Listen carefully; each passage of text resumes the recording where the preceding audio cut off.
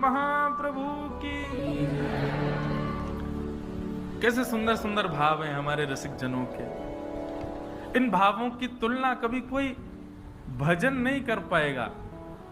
भजन मैं खुद गाता हूं, पर मुझे इन पदों में बहुत सुख मिलता है, क्योंकि ये पद केवल शब्द नहीं है, केवल गाने के नहीं, इनमें कितना रहस्य छुपा है। मेरो मन अनंत कहां सुख पावे। ऐसी स्थिति हो जाए भक्ति में कि ठाकुर जी के अलावा कुछ और भाए ना, बस वहीं, बाकी सब जगह आपको तृप्ति का अनुभव हो। बाकी सब स्थानों पर कोई कहे चलो आज ये खाने चल रहे हैं, आपका मन तो मना ही करे, जबरदस्ती व्यवहार निभाने जाना पड़े। आपको कोई कहे वहां घूमने चल रहे हैं, तो जबरदस्ती व्यवहार निभाने के लिए घूमने जाओ, मन से नहीं। लेकिन श्री जगन्नाथ जी से संबंधी कोई चर्चा हो, कोई भाव हो, कुछ उसमें आपका मन पूर्ण रूपेण लगे, तब यह समझना चाहिए भक्त तो सब हैं, पर आपकी भक्ति ठाकुर जी स्वीकार कर चुके, इसलिए अनंत आपका मन नहीं लगता। दूसरे भावों में आपकी रुचि नहीं होती है।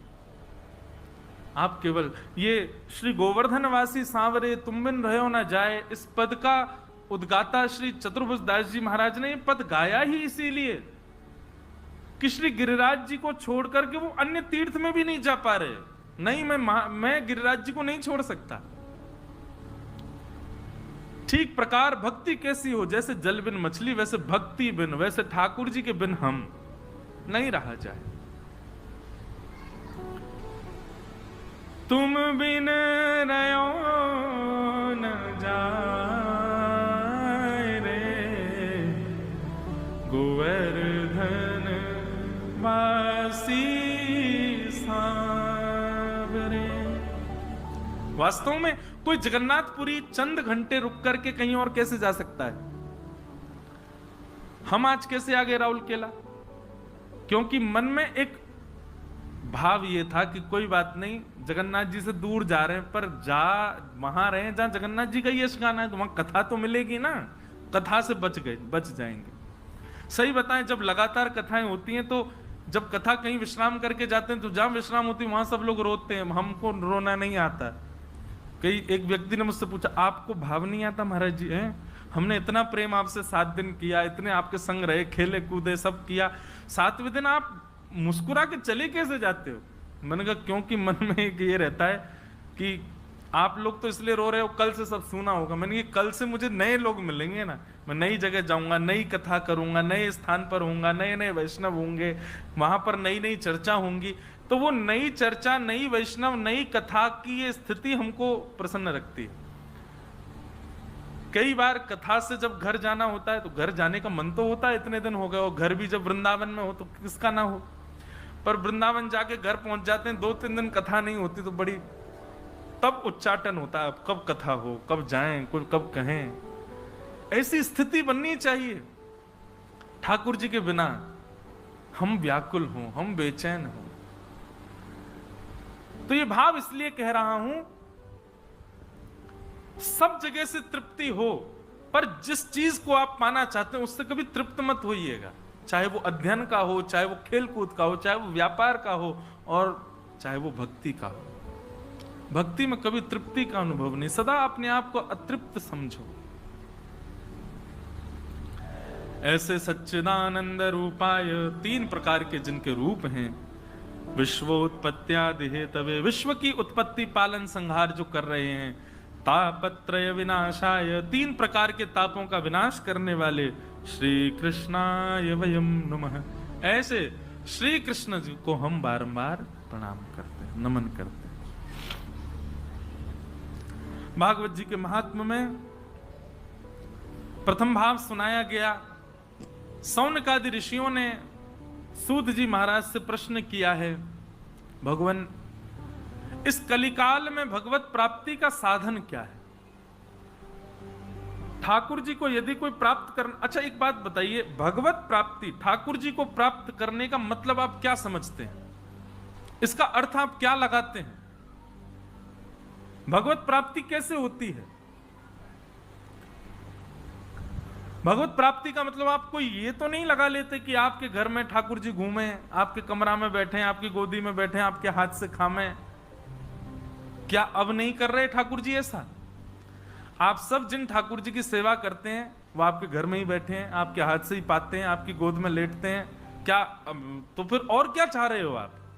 और यदि उनके प्रति ऐसा भाव नहीं है कि आप ये बांधे हाथ का खाएं, हमारे संग बैठे हैं आदि आदि, तो वो तो अभी भी कर रहे हैं ठाकुर जी।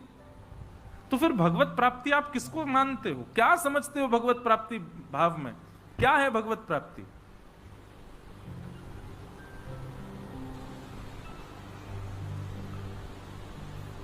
भगवत प्राप्ति का मतलब ये नहीं होता कि हम उनको खिलाएं, वो खाएं, वो हमारे सुलाने पर सो जाएं, हमारे उठाने पर उठ जाएं। ये भगवत प्राप्ति नहीं।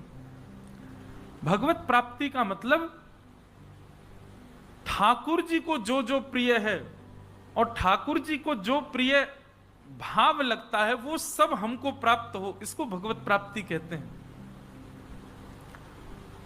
उनको प्रिय लगे वो भाव हमको प्राप्त हो और उनके प्रिय हम बने, ऐसी स्थिति हमारी हो, इसको भगवत प्राप्ति कहते हैं। और सीधी बात, उनकी रजा में राजी रहना, वो जीवन में चाहे जो करें हमारे साथ, हमको सब स्वीकार है, सब मंजूर है, इसको भगवत प्राप्ति कहते हैं।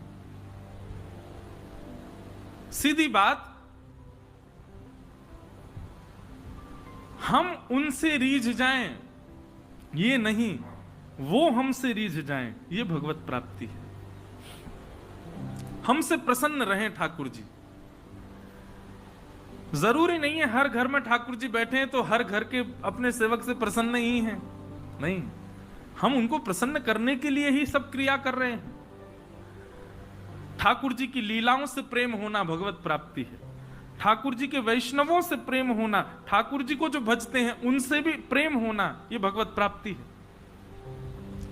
ठाकुर जी के तीर्थ धामों से प्रेम होना, यह भगवत प्राप्ति है। ठाकुर जी के नाम से प्रेम होना, यह भगवत प्राप्ति है। आप जब नाम जप करते हैं तो नाम जप करने में भी आपको वही सुख की अनुभूति हो जो सुख की अनुभूति सेवा करने में होती है।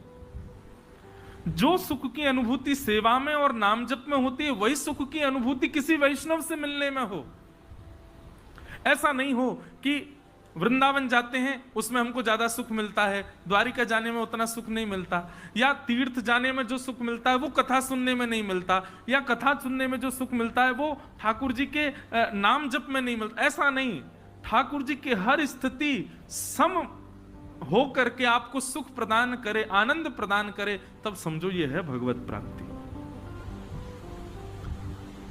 ये उतार चढ़ाव या फिर भेद दृष्टि ना हो भगवान के अन्य अन्य भावों में।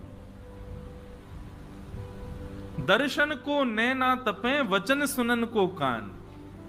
कान भी व्याकुल है, नेत्र भी व्याकुल है, वाणी भी व्याकुल है, समस्त इंद्रियां व्याकुल हैं ठाकुर जी के लिए। यह है भगवत प्राप्ति। कई लोग होते हैं उनको कथा सुनने में रुचि नहीं आती, वो कथा में इसलिए आते हैं क्योंकि प्रसाद मिलेगा, या फिर कथा में नींद बढ़िया आती है। सबसे बढ़िया नींद आती है कथा में, कथा जैसी नींद कहीं नहीं आती।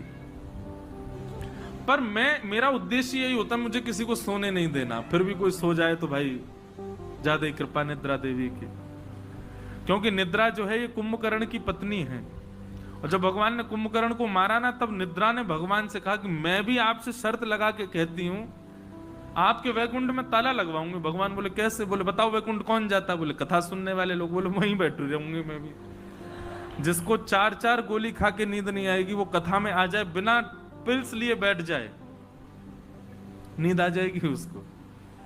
और फिर ऊपर से ऐसा माहौल बढ़िया हो, मध्यम संगीत चल रहा है, सब लोग शांति से बैठे हैं, हल्की हल्की ठंडक भी लग रही है, तो फिर निद्रा आनी बहुत आवश्यक है। लेकिन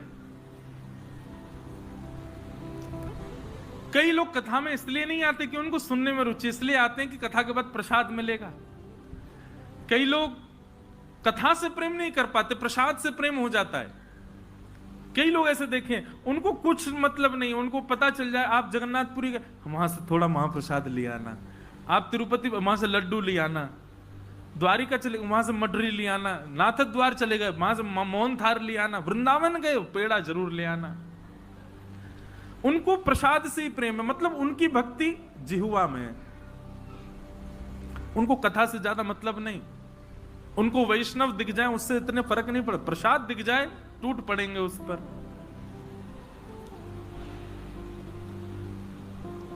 कई लोगों का दर्शन में बहुत भाव होता है, मतलब उनको दर्शन में सुख मिलता है, जगन्नाथ जी दिखा दो, द्वारिकाधीश दिखा दो, बद्रीनाथ ले जाओ, पर उनसे कहो कथा सुन लो, कथा नहीं सुन सकते। उनसे कहो महाप्रसाद पाओ, नमक मिर्च कम डालते हैं, थोड़ा मन नहीं करता पाने का। कई लोग ऐसे होते हैं उनको महाप्रसाद नहीं भाता। एक थे सज्जन मेरे साथ में, हमने तो एक नियम रखा, जगन्नाथपुरी में रहो चाहे किसी भी तीर्थ में रहो, एक बात सदैव याद रखो, अगर व्यवस्था है कि वहां की रसोई से प्रसाद मिलता है तो कुछ और पाना ही नहीं है, ठाकुर जी का अधरामृत पाना है। कल भी एक भाव पूज्य श्री राधा कृष्ण जी महाराज थे साथ में, दोनों के साथ में दर्शन हुए, तो महाराज जी से एक भाव साझा कर रहा था कि महाराज जी चाहे एक ही रसोई हो, एक ही सब्जी हो, एक ही मसाले हो, बनाने वाला भी एक ही हो, हर दिन एक ही सब्जी बनाए, एक जैसी नहीं बन सकती। आपको 7 दिन के लिए कहा गया ये रहा घिया, इसमें लिमिटेड इतना नमक डालना है, इतनी मिर्च डालनी है, इतने मसाले, आप 7 दिन तक बनाओ, हर दिन उसके स्वाद में परिवर्तन आ जाएगा। पर आप 10 वर्ष पहले का महाप्रसाद पाए हो चाहे आज पा लो, वही स्वाद है। क्यों? ये एक रास्ता इस बात का प्रमाण है कि ये भोजन का स्वाद नहीं है, ठाकुर जी का अधरामृत है, इसलिए वो सम है। हमारे श्रीनाथ जी की मोहन थार 10 साल पहले पाओ आज पाओ, वही स्वाद रहेगा। श्री राधा रमन जी की कुलिया प्रसादी 20 वर्ष पहले पालो आज पालो, वही स्वाद है। ये इस बात का प्रमाण है, वो ठाकुर जी का अधरामृत है। वो उस वस्तु का स्वाद नहीं है, वो ठाकुर जी के अधरामृत का स्वाद है, वो सम है। और तनिक भी कृष्ण प्रेम यदि चित्त में होगा तो ठाकुर जी के प्रसाद में भेद, ठाकुर जी के प्रसाद में दोष आपको दिख ही नहीं सकता। आपको हर दिन वो और प्यारा लगेगा और प्रिय लगेगा। तो किसी को प्रसाद में रुचि होती है पर लीला में रुचि नहीं होती, कथा में रुचि नहीं होती, धाम में रुचि नहीं होती, प्रसाद पर नहीं।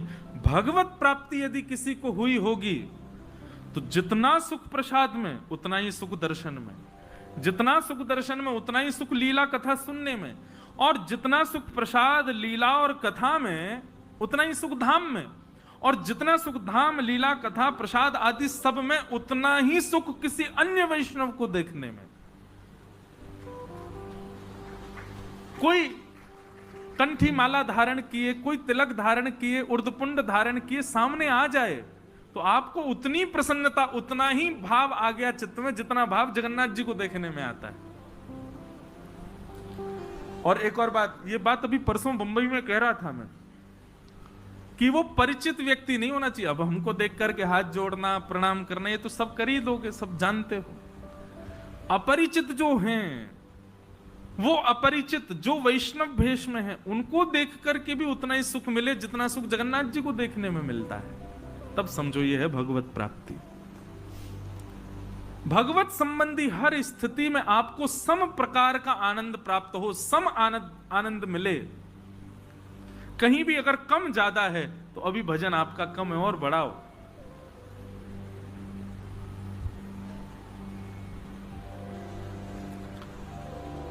तो इसे कहते हैं भगवत प्राप्ति।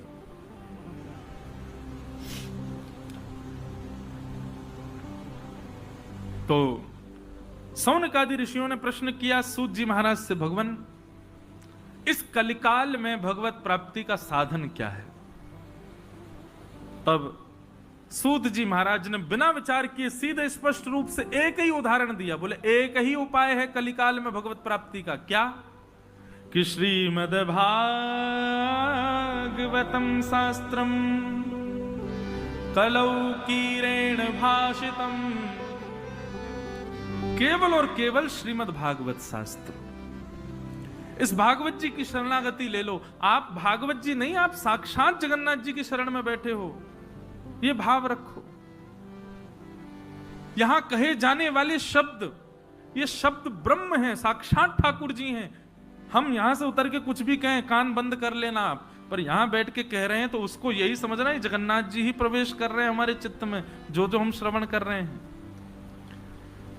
सूत जी महाराज कहते हैं कलिकाल में व्यक्ति को भगवत प्राप्ति कराने का केवल एक साधन है, और वो साधन है श्रीमद् भागवत। सौनकादि ऋषियों ने प्रश्न किया, महाराज भागवत जी के विषय में थोड़ी विस्तार से जानकारी दो, किसने किसको सुनाई? तब बताया, बोले नारद जी महाराज को सबसे पहले ये भागवत की कथा सनक सनंदन सनातन सनत कुमारों ने हरिद्वार में गंगा द्वार के समीप में सुनाई। क्यों? बोले भक्ति तो युवान थी, पर उसके दोनों पुत्र ज्ञान और वैराग्य वृद्ध हो गए थे, जिनकी श्रेष्ठता के लिए नारद जी महाराज ने जाकर के सौनकादि ऋषियों से पूछा। तब सौनकादि ऋषियों ने आज्ञा की, बोले कि भैया ज्ञान और वैराग्य इन दोनों को यदि पुष्ट करना चाहते हो तो उसके लिए तुम्हें सत्कर्म करना पड़ेगा। और सत्कर्म सबसे श्रेष्ठ कौन सा है? तब कहते हैं सत्कर्म सूचको नूनम ज्ञान यज्ञ स्मृतो बुधई श्रीमद् भागवतालाप सतु गीत सुखादिवि। सबसे बड़ा सत्कर्म क्या है? कथा करवाना। अब इसका मतलब ये नहीं कि जो नहीं करवा पा रहे वो सोचें हम तो ये कर ही नहीं पाएंगे, ऐसा नहीं। आना तीनों को समान फल मिलता है, और भागवत जी से कोई फल नहीं मिलता, भागवत जी से केवल कृष्ण मिलते हैं। तो जितने प्रेम से कथा सुनने वाले को मिलेंगे, उतने ही प्रेम से ठाकुर जी कराने वाले को भी मिलते हैं, और उतने ही प्रेम से करने वाले को भी मिलते हैं। इसलिए यहां पर आप और मैं, हम समान ही हैं। ये मत सोच लेना मेरा पुण्य ज्यादा है या कराने वाले का ज्यादा है। हम तीनों एक ही कैटेगरी में हैं। जब मुझसे मिलने का मन बनाएंगे ठाकुर जी, तो निश्चित है आपसे भी मिलने का मन बनाएंगे, चाहे आप राउल केला रहो चाहे कहीं रहो। जिस दिन ठाकुर जी दिख जाएं तो यूं समझ जाना कि हमारी श्रोताओं की मंडली में से आज किसी और को भी दिखे होंगे, उसी की कृपा से मुझे भी दिख रहे हैं, और इस समय व्यास जी को भी दिख रहे होंगे। ठाकुर जी एक रस एक सम होकर के अब बंद हो गए, एक सम होकर के सबको दर्शन देते हैं।